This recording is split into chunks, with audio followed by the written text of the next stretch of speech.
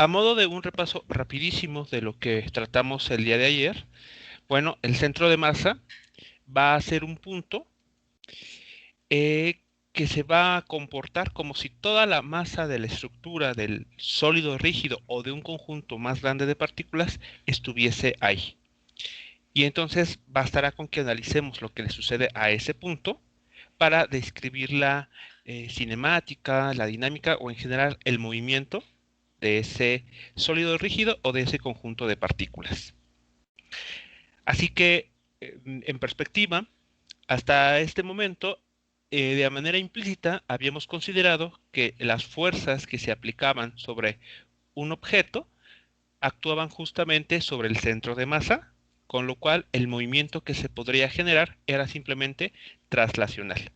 Como más adelante vamos a ver movimiento rotacional, por esa razón necesitamos hablar del centro de masa, ya que cualquier fuerza que se aplique fuera de ese lugar geométrico puede generar rotaciones.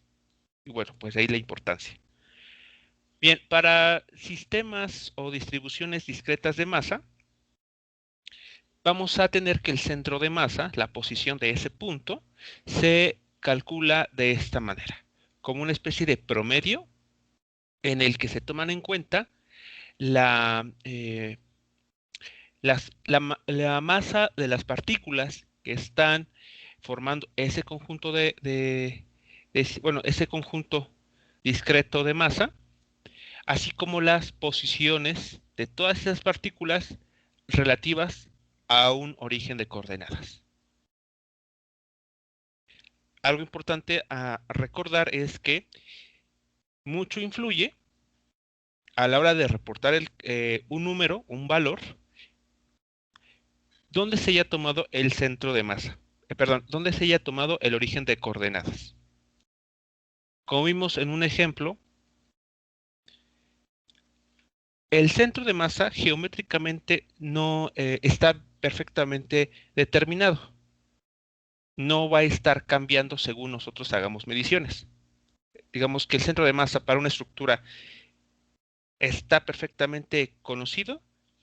Lo único que puede cambiar debido a que nosotros elijamos un origen de coordenadas u otro es el cómo lo reportemos, cómo lo estemos midiendo. Así que bueno, en ese sentido hay que ser bastante cuidadosos a la hora de reportar el centro de masa. Siempre hay que indicar respecto a qué punto se está calculando. Bien, otro detalle importante que hay que recordar con los ejemplos que se revisaron en la clase pasada es que el centro de masa, al ser una cantidad que toma en cuenta las masas de las partículas que forman ese conjunto discreto de masa, va a tender a ubicarse más cerca de las regiones en las que haya mayor cantidad de materia. Por ejemplo, en este dibujo, en este problema de las tres personas que están en una balsa, vemos que el centro de masa se ubica ligeramente más hacia la derecha y no tan al centro ni siquiera hacia la izquierda. Y eso es porque la mayor cantidad de materia, en este caso dos personas, están ubicadas en esta región, mientras que en la parte izquierda solamente hay una. Así que hay mayor cantidad de materia concentrada en esta parte de la balsa y por esa razón el centro de masa se ubica pues más hacia esa dirección. Lo mismo sucede, por ejemplo, con el caso de la molécula de monóxido de carbono. Vemos aquí el centro de masa, al hacer las cuentas, se encuentra más cerca de del átomo que tiene mayor cantidad de materia. Eso es un detalle muy importante que hay que tomar en cuenta, por ejemplo, en los siguientes cálculos que vamos a realizar este día.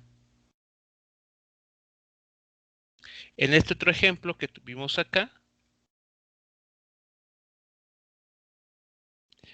tenemos una masa de 2 kilogramos, tenemos dos masas cada una de 1 kilogramo, y el centro de masa se ubica, pues, si lo vemos con cuidado, casi a la mitad de todo de esta distribución. Y eso es porque de este lado tenemos 2 kilogramos de masa y aquí otros 2 kilogramos. Así que como que está repartida la materia de igual manera en, en esta sección.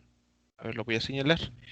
En esta sección que en esta otra. Así que por ese motivo vemos que el centro de masa está, pues prácticamente podemos decir que a la mitad de esta distribución. Así que ese detalle hay que tomarlo también muy en cuenta. El centro de masa siempre va a tender a ubicarse en aquellas regiones en las que haya mayor concentración de masa.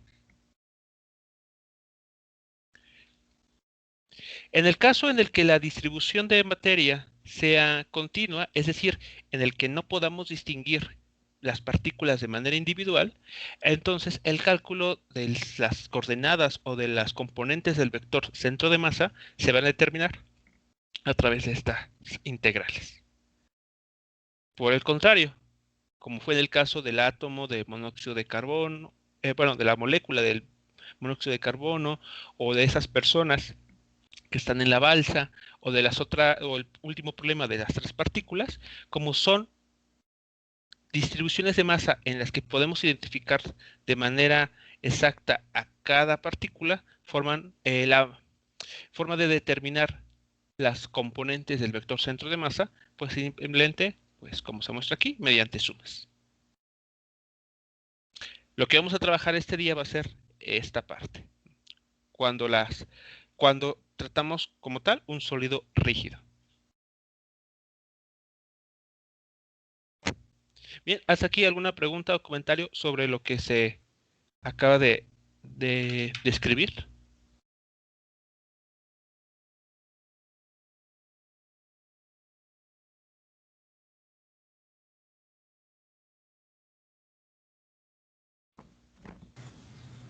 Buenos días, profe. No, ninguna. ¿Qué tal? Buen día. Muy bien. Bueno, vamos entonces a comenzar con esta parte, que es lo que vamos a tratar las 2 sesiones de este día, seguramente. Bueno, vamos a tener estas 3 distribuciones de masa. Todas ellas son distribuciones continuas de masa. Prácticamente vamos a describir entonces sólidos rígidos. Bien, comentamos la clase de ayer que vamos a tener esas 3 cantidades, lambda, sigma y rho, las cuales se conocen como densidades de masa. Lambda, densidad lineal de masa, sigma, densidad superficial de masa y rho, densidad volumétrica de masa. Lo único que si lo vemos aquí, lo que estas cantidades, cada una de ellas mide es cómo la masa, como una cierta cantidad de materia, está distribuida ya sea a lo largo de una longitud, a lo largo de una superficie o en un volumen. Ahora, lo que vamos a tomar en cuenta aquí en los cálculos que vamos a realizar a continuación es que la materia está uniformemente distribuida. ¿Esto qué quiere decir con uniformemente u homogéneamente? Bueno, pensemos en un ejemplo muy clásico, que es en el de un bat de béisbol.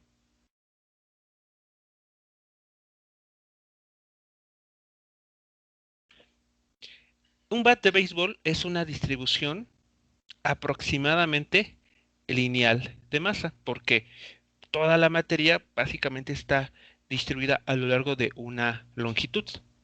Pero si prestamos atención, podemos notar que hay una región de este objeto en el que hay mayor cantidad de materia.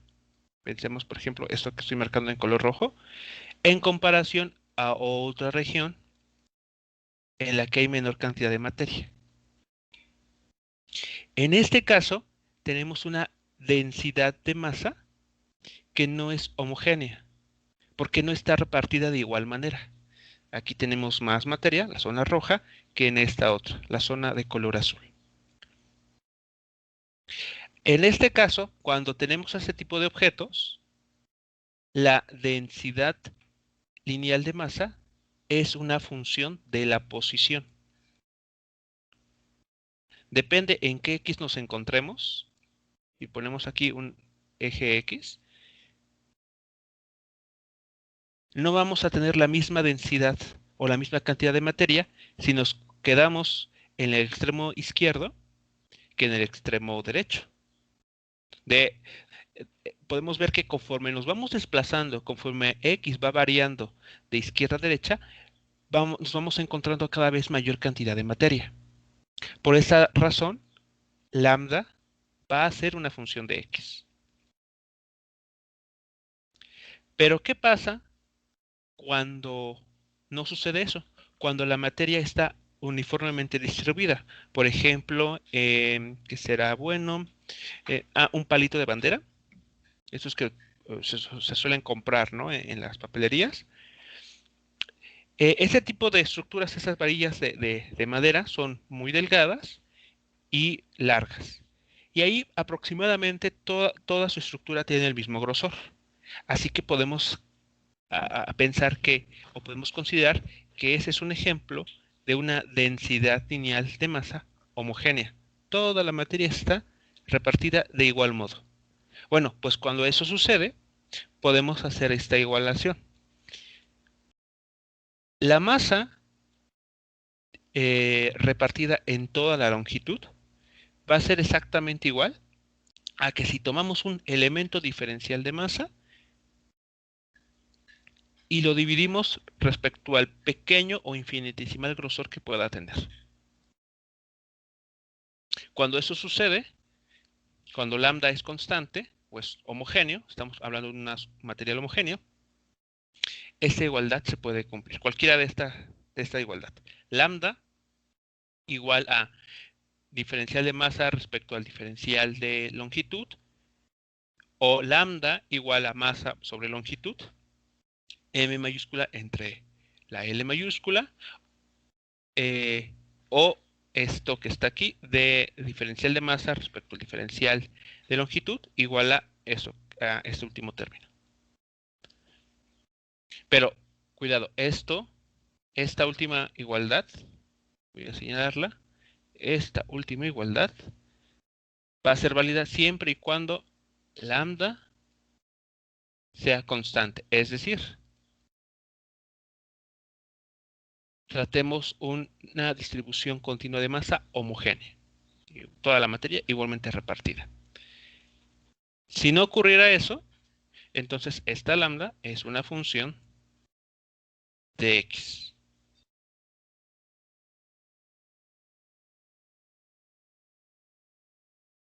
Y lo mismo aplica para, la misma idea aplica para los otros dos casos.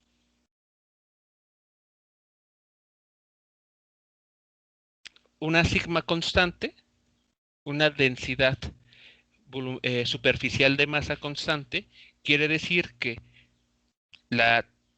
toda la materia está uniformemente distribuida sobre toda esa superficie. Vamos a pensarlo como si habláramos de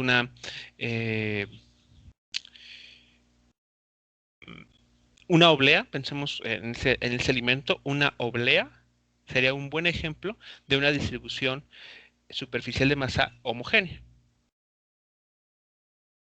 Estas obleas son muy delgadas y básicamente todo su grosor es constante. Es decir, está la misma cantidad de materia distribuida uniformemente. Si, por ejemplo, pensamos, se me ocurre ahora, cuando se está elaborando, se está calentando una tortilla, hay ocasiones en las que al ponerla sobre alguna superficie hay una parte que se infla. Se concentra más aire ahí en esa región y se infla. Bueno, en ese caso tenemos una distribución superficial de masa que no sería homogénea, porque va a haber una región en la que va a haber una mayor cantidad de materia que en otra. Bueno, aclarado o especificado esta parte, vamos a revisar nuestro primer ejemplo. En este caso nos piden demostrar que el centro de masa de una varilla uniforme, aquí la palabra clave es uniforme, de longitud L y masa M está en su centro. Así que recordando un poquito esta idea del palito de bandera, al ser una estructura básicamente homogénea, su centro de masa, tal vez por experiencia, sabemos que se encuentra justo a la mitad. Bueno, lo que vamos a demostrar a continuación es que en efecto, eso es lo que está sucediendo. Así que tenemos una varilla lo suficientemente delgada como para asumir que la materia está a lo largo de sola una longitud, a lo largo de un solo eje. Así que bastará con que analicemos el eje X. Esta vara tiene una longitud L mayúscula y tiene una masa M mayúscula. Bien, como el problema nos dice que esta varilla es uniforme, entonces vamos a tomar un elemento diferencial de masa con su respectivo grosor. Ahí está. Así que en lugar de considerar la masa completa, vamos a tomar un pequeño elemento diferencial de masa con su respectivo grosor. Así que está este elemento muy, muy pequeño. Esa es la idea. Tiene que ser, al menos en abstracto, pensar que es una cantidad realmente pequeña. Bueno,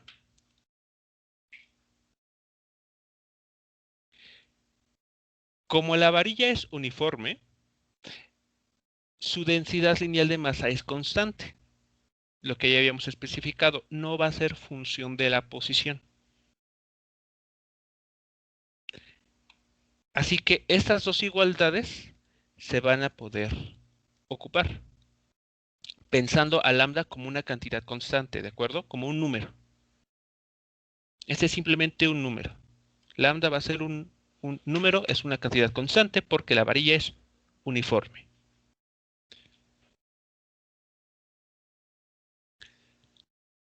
Hasta aquí, ¿alguna pregunta o comentario sobre las primeras ideas?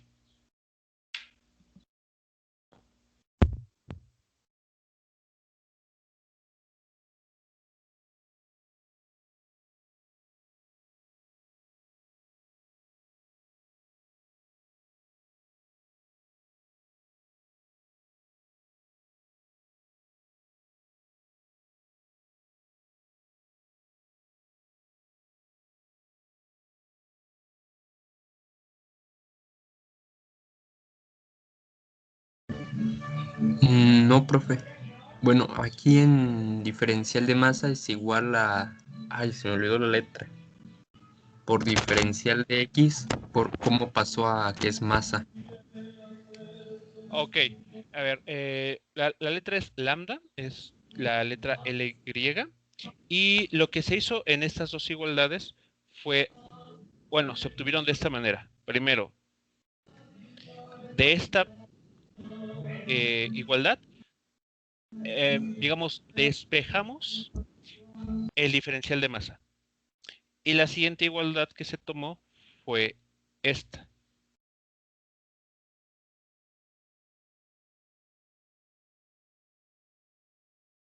Y de ahí se despejó la M mayúscula.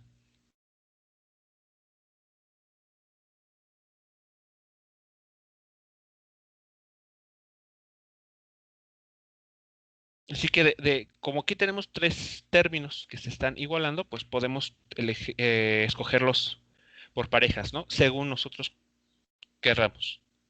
La primera pareja que tomamos en cuenta es esta igualdad. Y la siguiente es esta.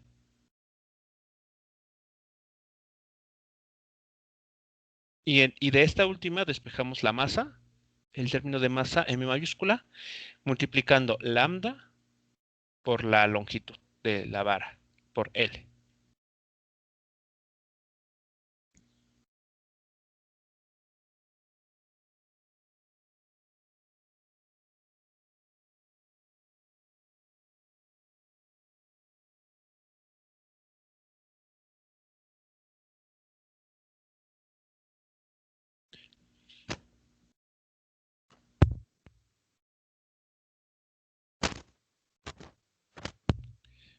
Sí, se resolvió la duda.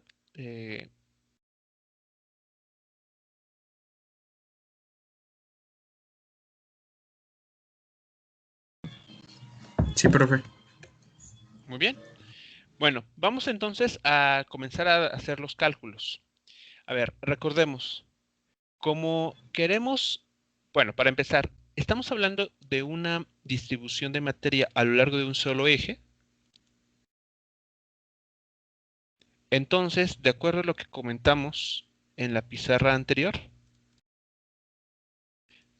bastaría con calcular esta integral nada más.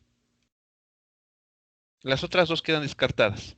Solamente nos interesa conocer la posición del centro de masa a lo largo del eje X. Así que vamos a tener que utilizar esta integral. Una integral en la que en el numerador nos piden una X, diferencial de masa, y en el denominador simplemente el diferencial de masa. Bien, pues vamos a establecer esa integral que vamos a tener que, bueno, dos integrales que habrá que resolver. La varilla es delgada, así que la posición de su centro de masa se ubicará solamente a lo largo del eje X. Así que solamente para este caso tendremos que hacer este cálculo. Bueno, vamos a pues hacerlo por separado. Primero vamos a trabajar el numerador.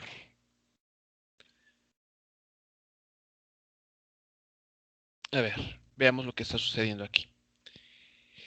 El numerador nos dice explícitamente, realice la integral de X diferencial de masa.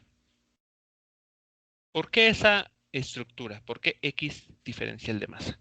Bueno, si nos echamos nuevamente un clavado y comparamos las expresiones, el signo de integral viene por haber tomado en cuenta la idea de suma. Recordemos que una integral es una suma de elementos muy pequeñitos. Así que bueno, ahí está. Esta X que aquí aparece en nuestra integral es esta X. Juega el papel de esta XY. Esta XY, recordemos, representaba o ubicaba la componente X de cada partícula. En este caso, esta X representa cómo se va a estar moviendo este vector por toda la superficie o en este caso por toda la barra. Y este diferencial de masa representa o es el equivalente a estas pequeñas masas que formaban nuestra distribución discreta de masa. Así que los papeles básicamente son los mismos, una X y aquí en lugar de masas puntuales tenemos diferenciales de masa. Así que esta X que aquí aparece simplemente nos permite ubicar en dónde está nuestro diferencial de masa.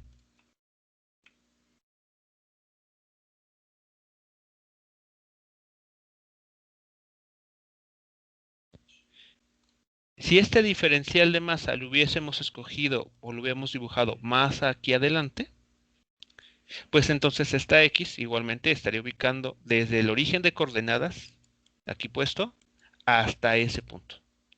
Y conforme varíe entonces ese diferencial de masa en donde está ubicado, pues esta X va a estar cambiando.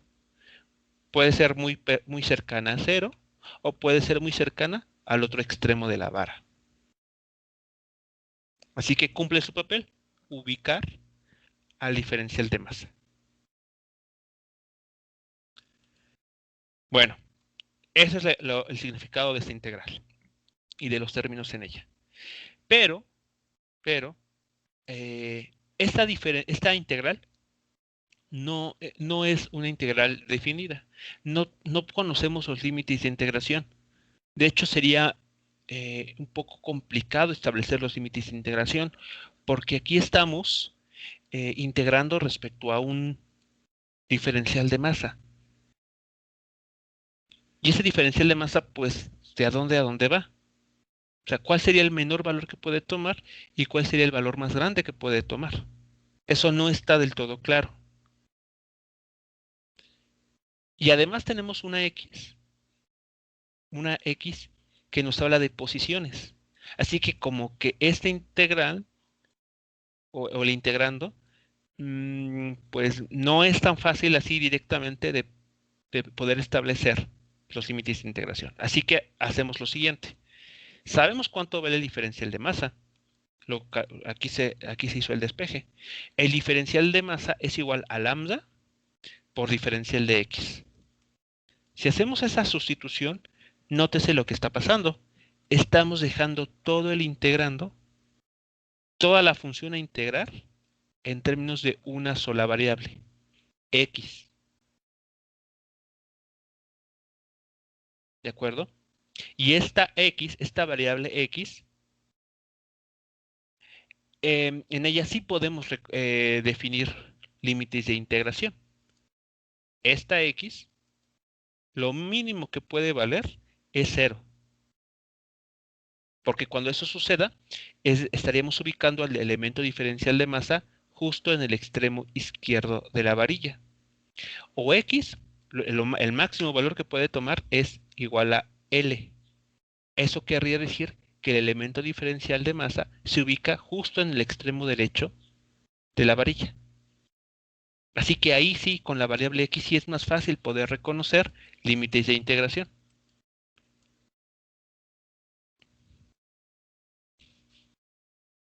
Hasta aquí, ¿cómo vamos con las ideas? Va quedando claro entonces el paso que se hizo hasta este momento.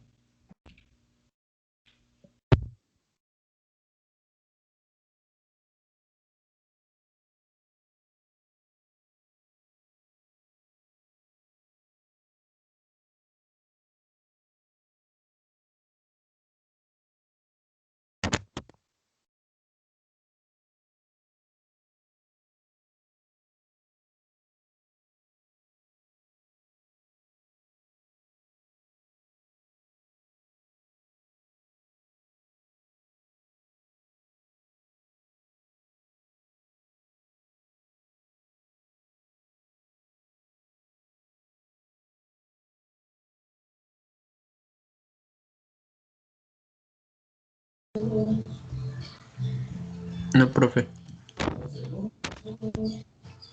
Muy bien. Bueno, ahora el siguiente paso aquí a trabajar es que lambda es constante porque la varilla es uniforme. Es decir, toda la materia que conforma esta varilla está distribuida de manera homogénea en toda su longitud. No hay una región en el que haya mayor cantidad de materia. No es como un bat de béisbol.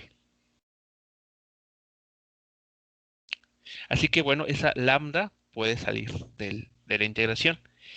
Por el contrario, si estuviésemos hablando del bat de béisbol, entonces como lambda sería una función de x, no podría salir de la integral. Se tendría que quedar ahí. Y tendremos que sustituir pues lo que vale lambda. Se me ocurre, por ejemplo, que tal vez fuese algo así como a por x al cuadrado. Si lambda tuviese esa dependencia en x, pues habría que sustituirlo aquí y hacer la integración con esta función. Con x por ax cuadrada diferencial de x. O si el lambda de x fuese pues otra función, por ejemplo, que fuese algo como una b por una exponencial, algo así, pues lo mismo, ¿no?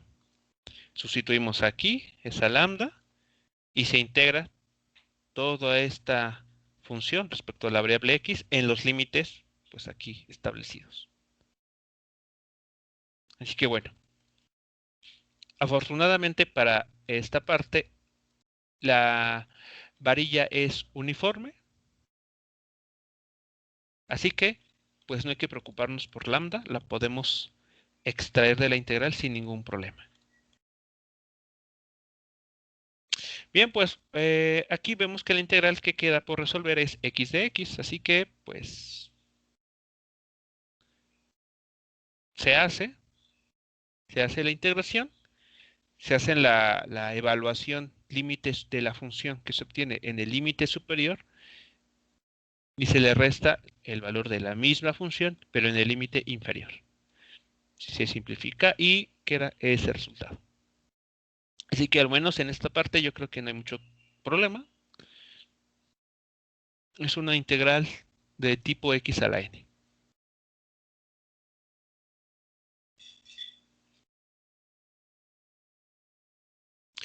Bien, pues ya que tenemos la integral en el numerador resuelta, hacemos lo propio con la integral en el denominador.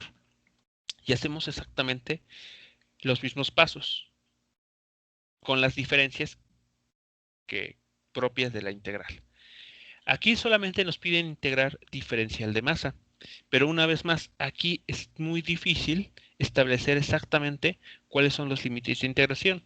Así que lo recomendable es reemplazar este diferencial de masa por lambda diferencial de x.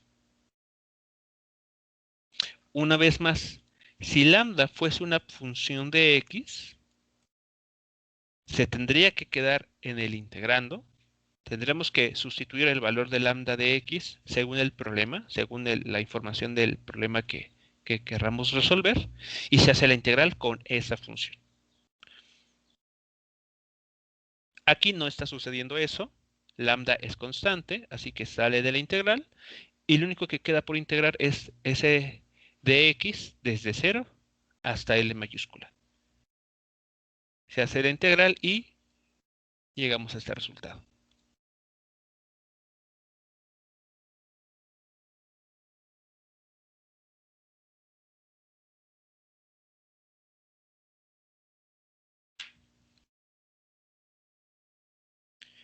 ¿Alguna pregunta con relación a las dos integrales que ya se han resuelto?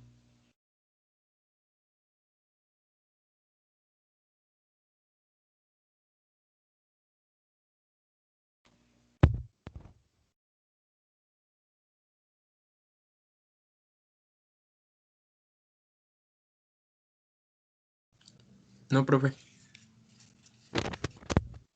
Muy bien, pues ya que tenemos las dos integrales, pues lo único que bastaría por hacer sería dividirlas, así tal cual. Tomamos lo que obtuvimos de la integral del numerador y lo dividimos por la integral del denominador.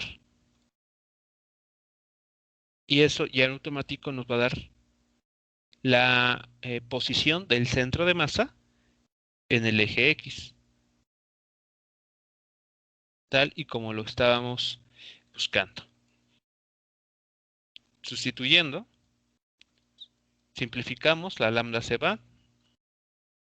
Hay una L aquí cuadrada, uno de las L que forman esta L cuadrada que se cancela, o se hace un 1 con la longitud, la L que está aquí abajo, dividiendo y queda simplemente L sobre 2, que es justamente lo que nos pedían demostrar.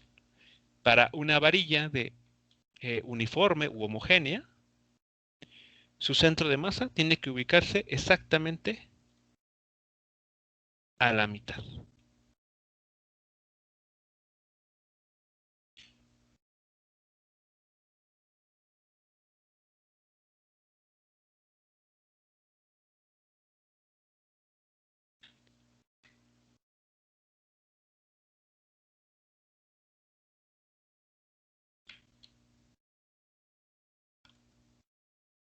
Y entonces ese sería el procedimiento para este problema.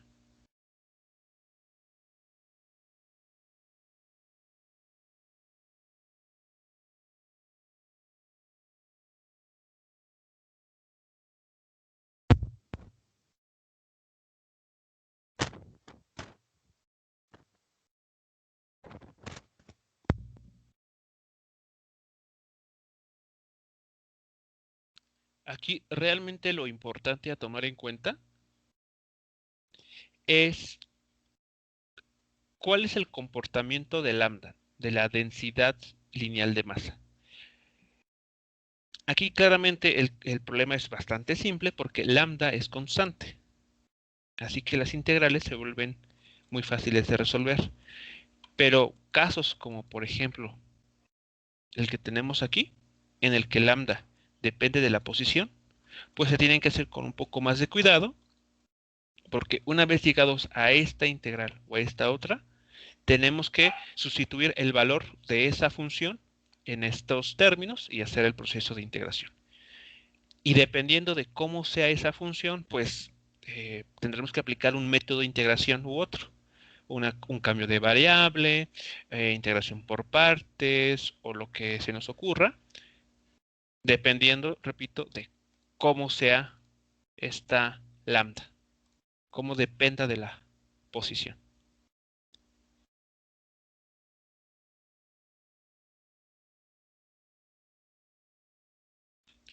Bien, vamos a continuar con un siguiente ejemplo, en el que ahora vamos a considerar que el objeto a tratar ya no está a lo largo de una sola dimensión, sino que va a estar a lo largo de dos. Es decir, el siguiente ejemplo va a tratar sobre distribuciones superficiales de masa. Y estas representan eh, casos tal vez nuevos en la parte del cálculo, porque generalmente estamos habituados a trabajar integrales de una sola variable, como aquí, diferencial de x. Pero ¿qué pasa cuando queremos resolver un problema con estas características? Bueno, vamos a ver cómo se hace. Bueno, en este problema se tiene lo siguiente. Se le pide colgar una señal metálica de un alambre vertical. La señal tiene la forma triangular, que se muestra aquí en la figura. La parte baja de la señal es paralela al suelo. ¿A qué distancia del extremo izquierdo de la señal se debe unir el alambre de soporte?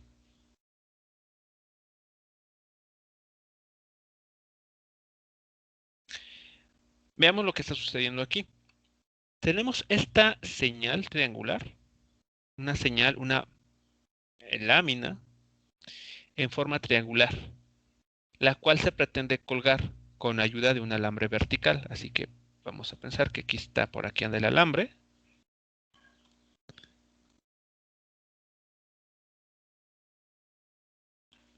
Así que esta estructura tiene que mantenerse de tal forma que la parte baja debe ser paralela al suelo. Así que donde vamos a poner el alambre tiene que hacerse con cuidado. Si lo ponemos, por ejemplo, ponemos el alambre en este punto, ahí hacemos un orificio y atamos el alambre, pues evidentemente esta placa triangular va a girar. Y esta parte que nos están pidiendo que sea paralela al suelo, esta parte no lo va a hacer. Tampoco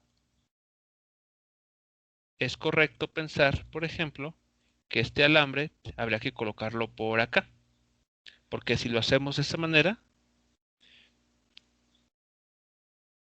podría ocurrir que el alambre, perdón, que la pieza triangular girase y entonces esa sección o esa base ya no sería paralela al suelo. Esto ya no sería paralelo al suelo. Así que entonces, ¿dónde habría que tratar de ubicar este alambre?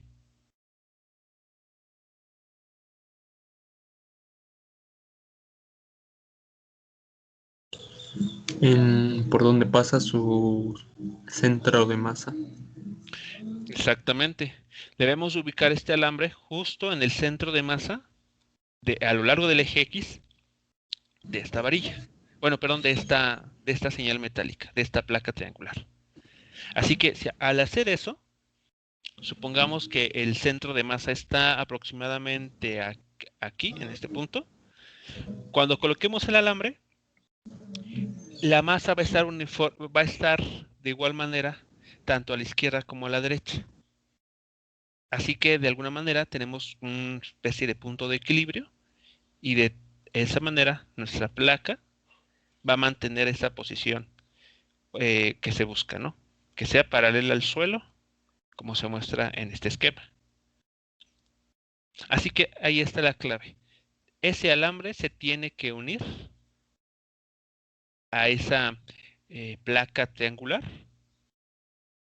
a través de un punto que pase exactamente por el centro de masa, a lo largo del eje X. Bueno,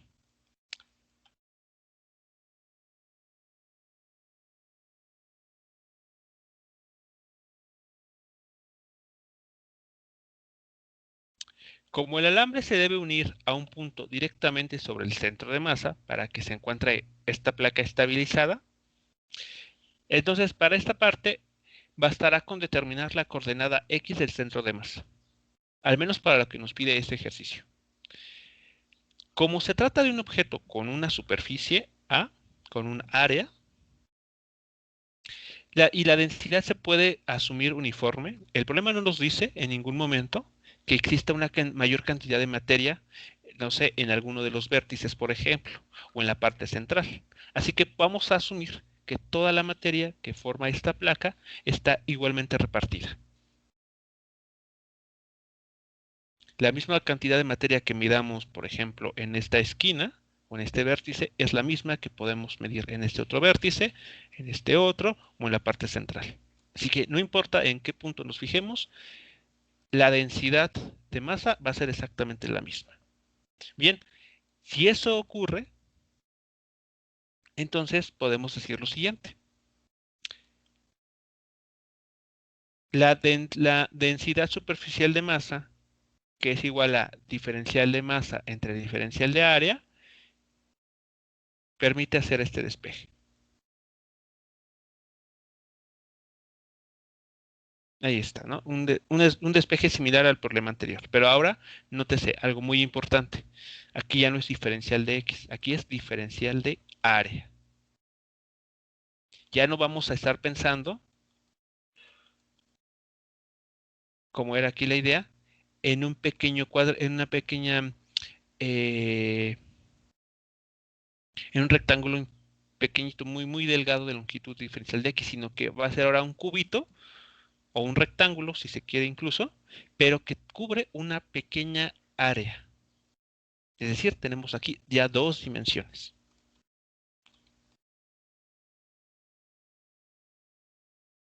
Bien, volvemos al mismo, a la misma integral. Como queremos solamente la coordenada X del vector centro de masa, pues la única integral que tenemos que resolver son las que se muestran aquí, para el eje X. Así que bueno, comencemos a hacer los pasos, como ya los conocemos. La integral en el numerador es lo que se muestra aquí, X diferencial de masa. Muy bien, como aquí esta integral, pues así escrita, es complicada de resolver, puesto que no hay manera de establecer los límites de integración, pues digamos, hacemos la sustitución siguiente. Diferencial de masa la reemplazamos por esto que habíamos visto dos líneas arriba.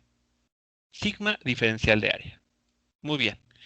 Como además estamos asumiendo que la densidad de masa es uniforme, entonces sigma es constante.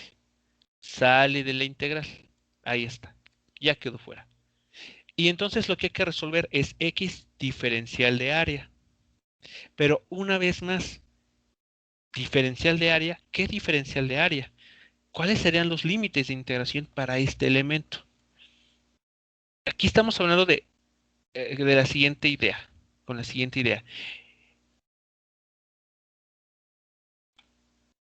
Si tomáramos un pequeño cuadrado o un rectángulo también, este pequeño cuadrado o rectángulo cubren cada uno un diferencial de área. Eso es lo que está representando cualquiera de estos dos elementos. Lo que hay que hacer entonces es tratar de expresar esos diferenciales de área en términos de los valores geométricos de la figura. Conocemos la longitud de su base, que es A. Conocemos su altura, que es B. Así que hay que, de alguna manera, establecer una relación entre estas dos cantidades, A y B, y esos diferenciales de área. Y al hacer eso, podremos entonces avanzar en el proceso de integración. Eso es lo que hay que hacer entonces en esta parte, ¿de acuerdo?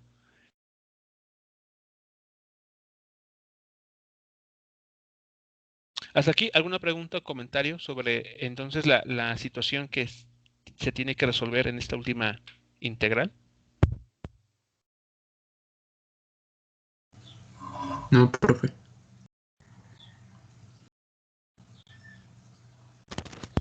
Muy bien. Bueno, ¿cómo resolvemos esto? ¿Cómo podemos establecer una relación entre este término realmente abstracto y los datos o la geometría del problema? Bueno, pues vamos a literal como a un curso de cálculo integral. Y en un curso de cálculo integral, ¿qué nos dicen? Bueno, nos comienzan diciendo, tenemos la gráfica de una función, queremos calcular el área que hay en debajo de esa curva, así que ¿cómo procedemos? Bueno, pues tomamos rectángulos, vamos a construir rectángulos y después vamos a sumar todos esos rectángulos, ¿de acuerdo?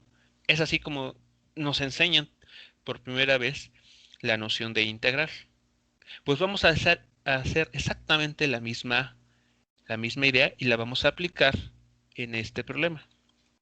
Aquí está nuestra base, perdón, nuestra placa triangular. Pero ahora, ¿qué es lo que notamos aquí? Que hemos elegido un rectángulo, hemos construido un rectángulo para como elemento diferencial de masa. Este elemento diferencial de masa entonces se ha elegido de manera que tenga forma rectangular. Así que, como cualquier rectángulo, esta pieza, este elemento diferencial, tiene una base y una altura. Su base va a medir diferencial de x y su altura va a ser y. ¿De acuerdo? Así que, visto de esta manera, el área que delimita este elemento diferencial, ¿cuánto valdría? Si habláramos de su diferencial de área, ¿cuánto sería? ¿Qué forma tendría ese diferencial de área?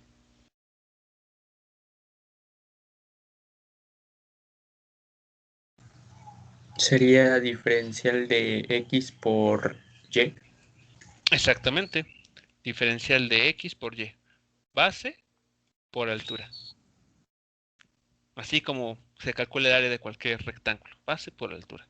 El, solamente que aquí la base es diferencial de x y la altura es y. Pues listo. Como que ya estamos reemplazando ese diferencial de A o de área por partes, por, digamos, aspectos ya más geométricos. Muy bien.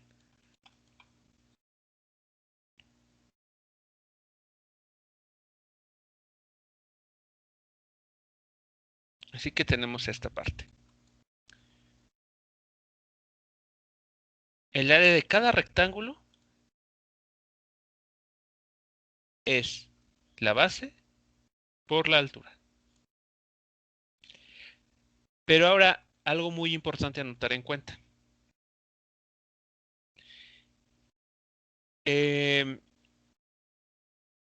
Esta altura, la altura de nuestros rectángulos, no van a ser constantes. Es más, podemos ver lo siguiente. Si en lugar de haber construido ese elemento diferencial en esta parte, como tenemos en la figura actualmente, si hubiese escogido por acá,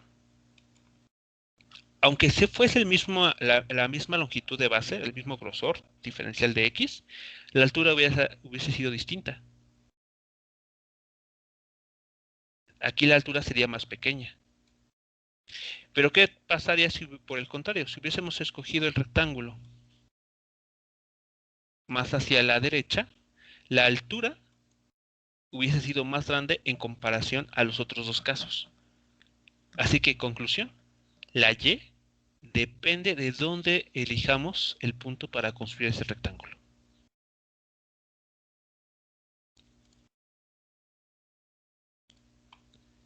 Así que, como tenemos aquí, la altura y no es constante, sino que depende de x. Así que, ¿cuál es el siguiente paso a resolver? Pues tratar de encontrar una función o una manera de expresar a y, la variable y, en términos de x.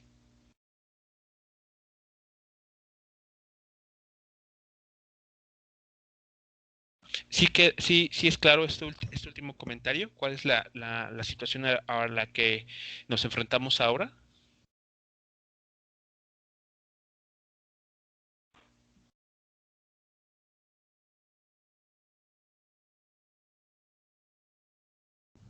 Sí, profe.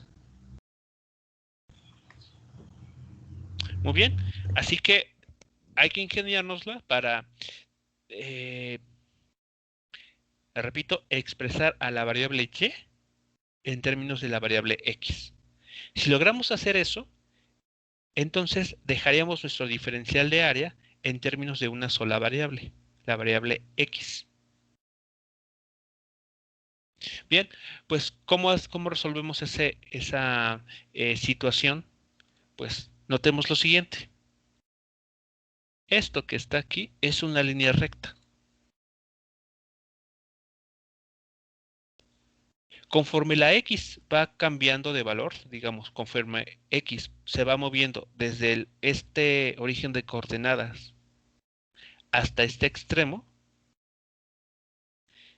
la variable y va aumentando también de valor. Es decir, tenemos un comportamiento lineal. Así que, si recordamos cuál es la relación para una línea recta, podremos establecer justamente lo que estamos buscando, expresar a y en términos de x. ¿Cómo se construye la ecuación de una línea recta? Que pasa por el origen.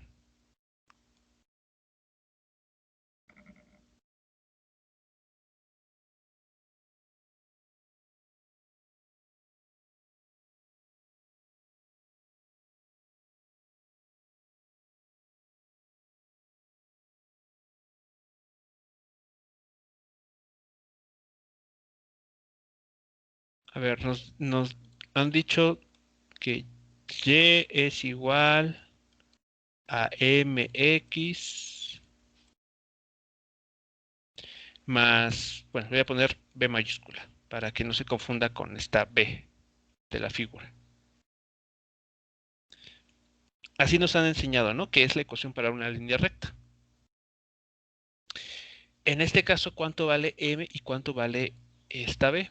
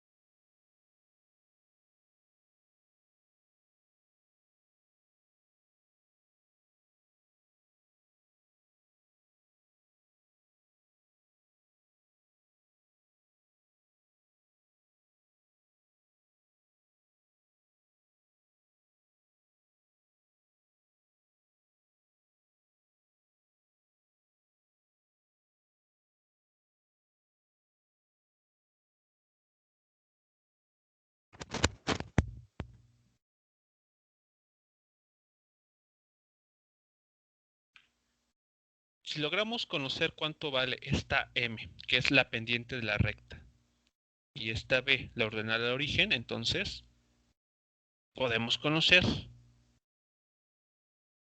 la dependencia explícita de la variable y, esta altura de nuestros rectángulos, con la variable x, con la posición en la cual se encuentra o se podría estar ubicando cada rectángulo.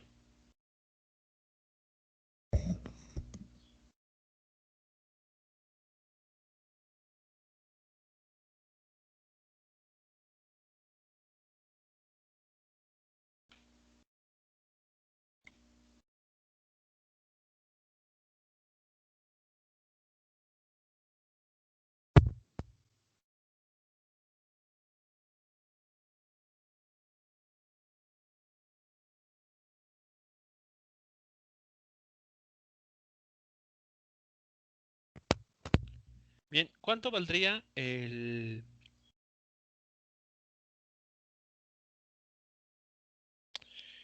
este caso, cuánto valdría la pendiente de la recta que se indica a continuación?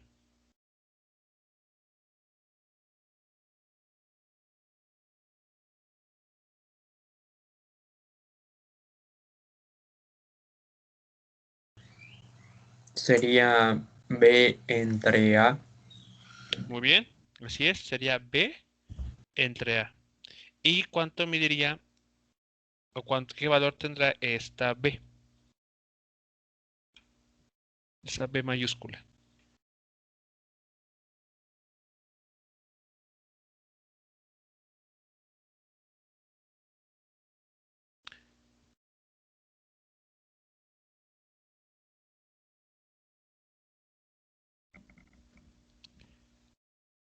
¿Esta B qué nos indica? A la hora de graficar una recta en el plano, esta B, ¿qué información tiene?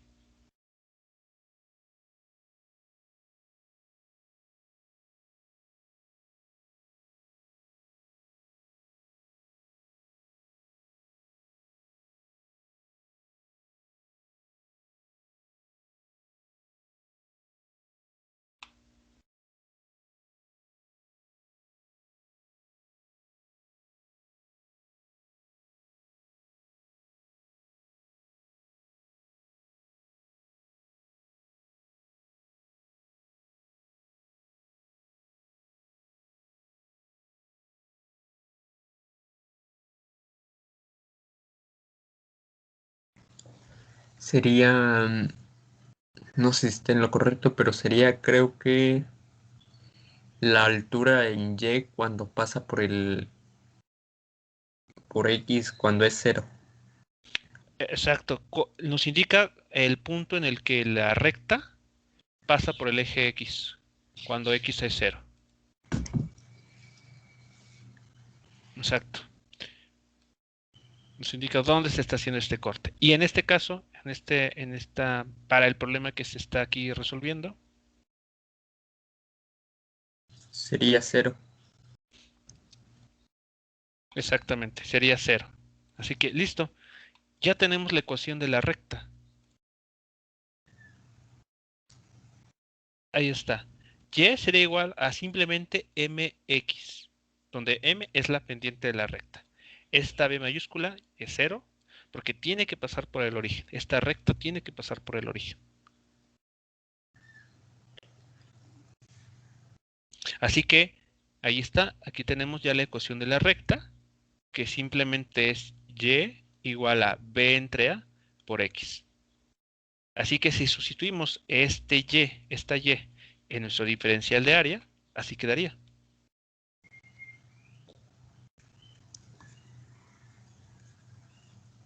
Y como nos podemos dar cuenta, este diferencial de área solamente depende de la variable x.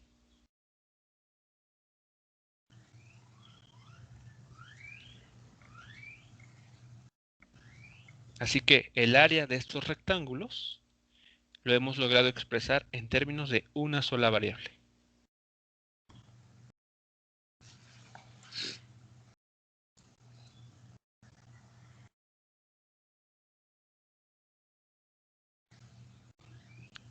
Antes de continuar, ¿alguna pregunta sobre entonces esto que está aquí, esto que se ha obtenido? No, profe. Muy bien. Bueno, ya tenemos, por lo tanto, aún no resolvemos ninguna integral, pero lo que hemos hecho es ya expresar este diferencial de área en términos de una sola variable, y al observar esta variable ya nos va a ser más fácil establecer también los límites de integración, cosa que tampoco teníamos. Así que ya podemos escribir la integral del numerador de una forma más geométrica, por decirlo de algún modo. Bueno, pues vamos a hacerlo entonces. Vamos a resolver esa integral y ver a qué nos lleva.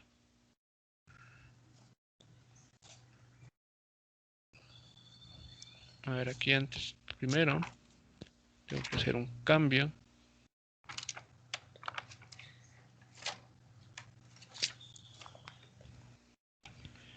Bien.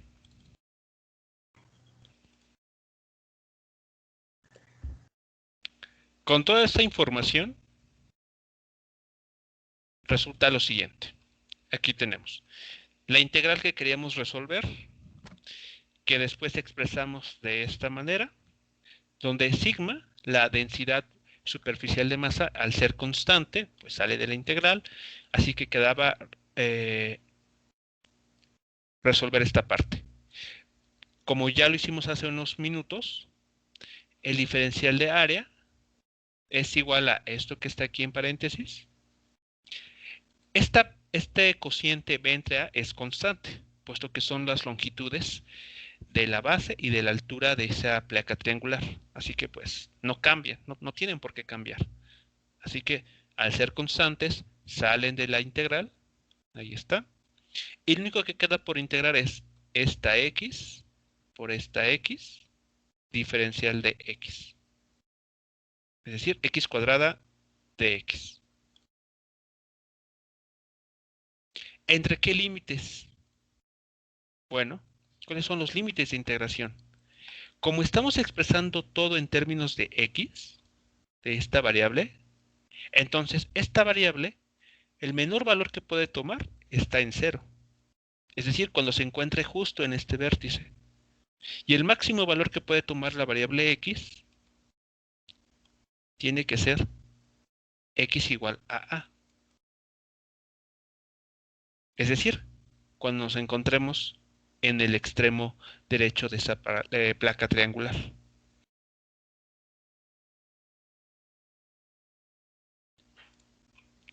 Por esa razón, nuestros límites de integración son los que se muestran aquí. Desde 0 hasta a. Se hace la integral, nada complicada nuevamente, es una x cuadrada. Se evalúa en lo que se obtenga de esa integral en los límites superior e inferior. Se simplifica y se obtiene este resultado.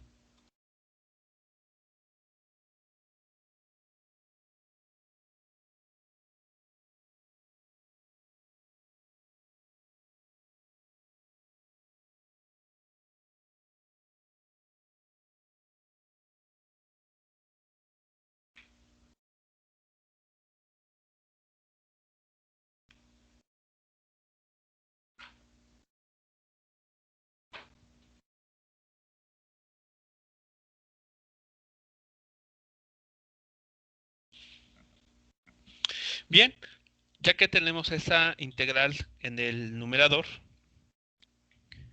vamos a hacer lo propio con la integral en el denominador. Si recordamos, la única diferencia entre ambas integrales es que en la integral del denominador no está x. Esta x no aparece. Así que, tomando en cuenta este detalle, pues mucho de lo que ya tenemos se volvería a aplicar, excepto porque no existiría esta x. Así que tal vez la integración sea más simple en comparación.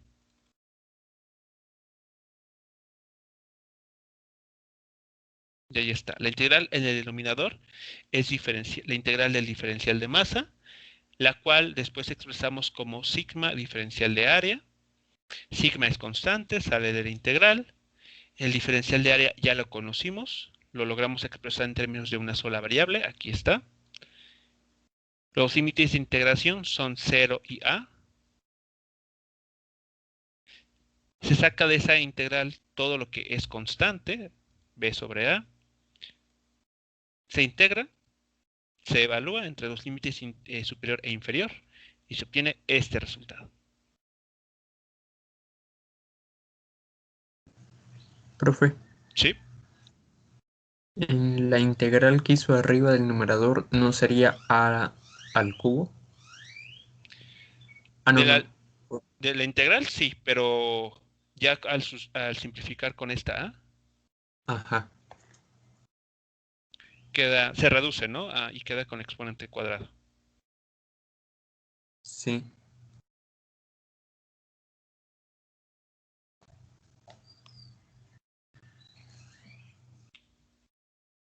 Sí, en esta parte ya se hizo la simplificación con la a que aparece aquí dividiendo.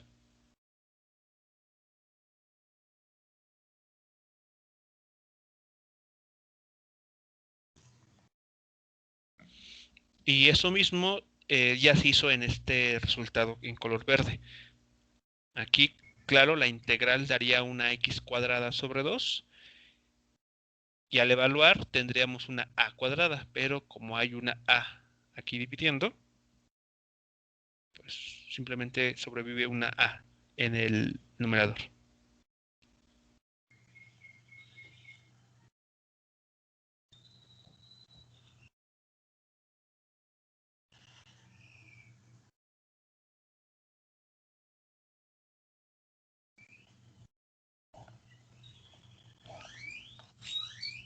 Muy bien, pues ya tenemos las integrales que estábamos buscando.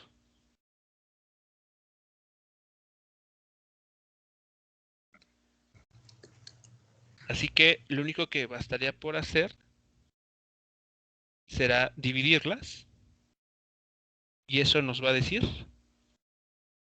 la ubicación en el eje X del centro de masa, que es justamente en el punto en el que se tiene que colocar ese soporte o ese alambre para mantener a esta placa triangular suspendida de tal manera que su lado inferior se mantenga paralelo al suelo.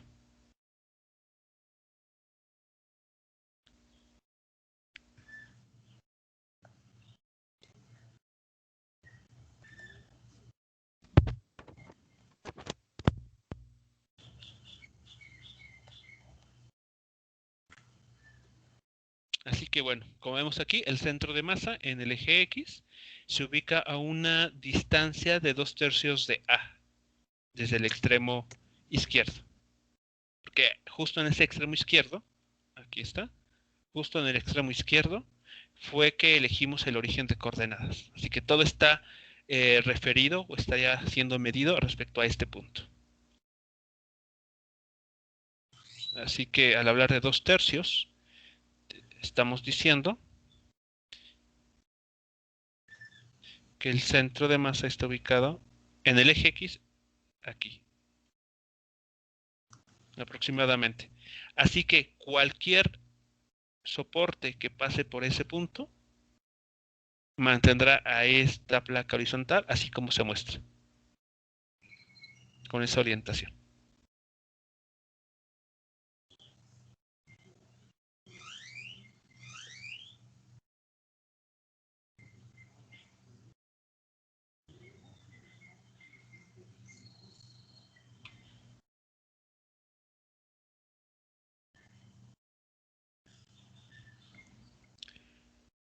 Muy bien, hasta aquí alguna pregunta, comentario sobre esto que se realizó para este segundo ejercicio o ejemplo.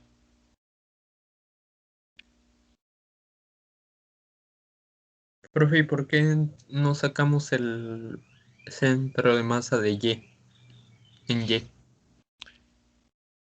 Bueno, porque como la placa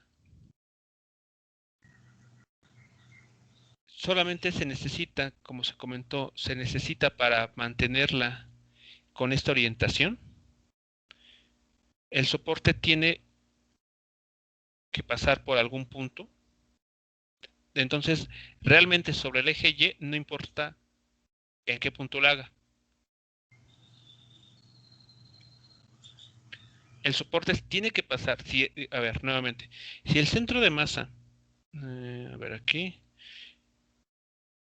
ok, si el centro de masa se ubica a 2/3 del extremo izquierdo, entonces cualquier soporte que pase por ese punto va a mantener la,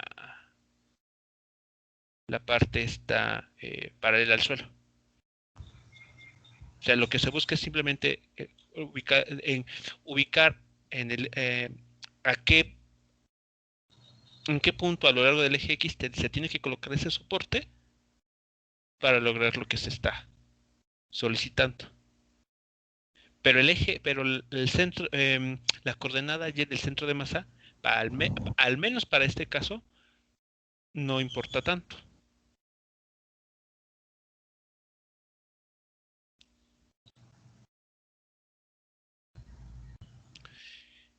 Si lo que se buscara fuese exactamente un alambre o un soporte, ¿no?, que pase por el centro de masa, justo por el centro de masa,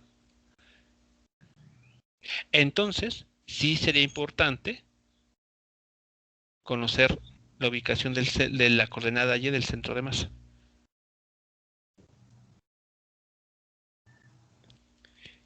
¿De acuerdo? ¿Cuándo sería eso, por ejemplo? ¿En qué caso sería? Bueno, si el problema nos tuviese la siguiente característica, de que se busca que esta superficie triangular se mantuviera así suspendida. Lo voy a dibujar. Así.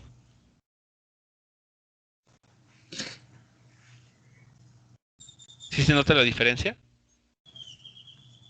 Toda Sí, la placa triangular estaría eh, totalmente horizontal. Entonces, esa nueva situación sí requeriría que los alambres que la sostuvieran se pasaran ahora por el centro de masa.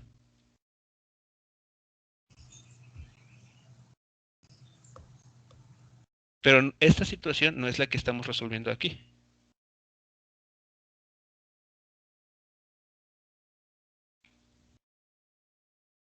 Así que bueno, dependiendo de cuál sea la situación,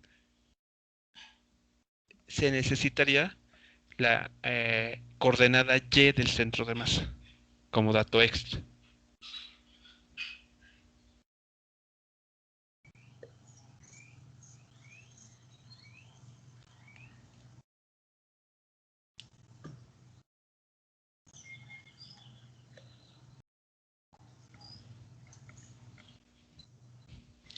Bien, eh, ¿alguna otra pregunta antes de pasar al siguiente ejemplo? No sé si ya quedó claro entonces la situación con este ejercicio. sí, profe. Bien, bueno, para no cortar o dejar a medias el desarrollo del siguiente ejercicio, aquí solamente mostraremos cuál es lo siguiente que vamos a resolver. Después pasaremos a un descanso y en la siguiente sesión ya comentaremos a detalle el desarrollo para este ejercicio. Bueno, aquí ¿qué se plantea? Determine las coordenadas del centro de masa de una placa semicircular, nuevamente homogénea, que tiene radio R y masa M. ¿De acuerdo? Eso es lo siguiente que vamos a resolver en unos minutos más. Así que bueno, para no dejar la resolución cortada a la mitad, vamos a tomar unos minutos de descanso. Pero bueno, lo siguiente a resolver es cómo, de lo que ya vimos hace unos minutos, para una placa triangular, ¿cómo podría ajustarse para ahora resolver la ubicación del centro de masa, pero para una placa semicircular? Ahora sí queremos tanto en el eje X como en el eje Y. Ahora sí va a ser importante conocer ese dato. Tal vez, por ejemplo, una aplicación de esto sea que esta placa semicircular se tenga que suspender de esta manera. Y entonces donde se unan estos hilos, pues tiene que coincidir con la ubicación de su centro de masa. Así que en este caso sí va a ser necesario conocer tanto en el eje X como en el eje Y las coordenadas del centro de masa.